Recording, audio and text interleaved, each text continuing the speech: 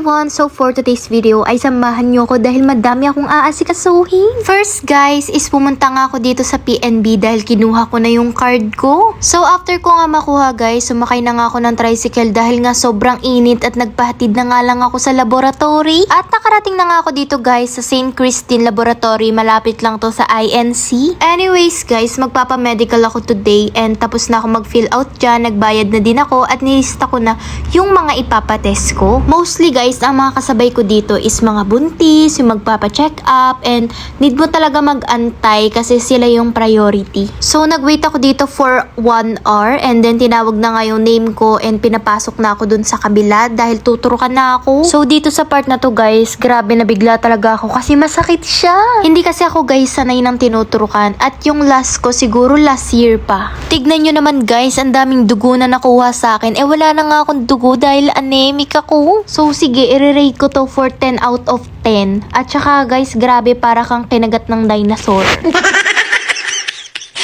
At ayan na nga yung result guys, hindi ko maigalaw yung braso ko. By the way, ang test pala na to guys is for HIV and pregnancy test. Nag-fill out nga lang ako dito ng personal information ko guys. And then, after 30 minutes or 1 hour, lumabas din yung result. And guys, negative tayo and non-reactive. So, may isa and last test pa ako which is x-ray guys. Kaya ayan, pinapasok na ako dito. By the way guys, gagamitin ko pala tong medical ko for application. So, kinompile ko na lahat guys, lahat ng requirements ko and ipapasa na lang siya. Nandito na nga ako sa loob at ayan, pinagkubad lang ako dito ng bra guys kasi kailangan yon dahil nga x-ray nga tayo. So ayan, hindi pa ako makagalaw dito ng ayos dahil nga guys, ang sakit pa ng braso ko, nangingiwi. Nagtali na din pala ako ng buhok dito at ang bilis lang din naman ng test, siguro 4 seconds lang and lumabas na agad yung results guys. And good tayo, good condition and fit to work.